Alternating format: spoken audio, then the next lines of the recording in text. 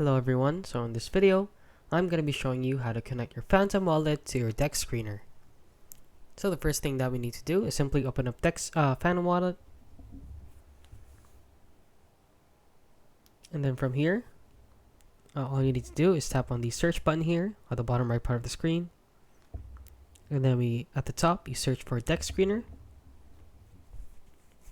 Okay, and then once you're here, all you need to do is tap on explore here in the top right part. And then click on portfolio, this one, and then tap on add a wallet. Now from here, you can add a name to your wallet. So for example, I'll name it DEX screener. And I will go back home here, bottom left part of the screen, and then tap on receive. And then you copy anything here. So for example, Solana, I will copy it. I'll copy the code of it.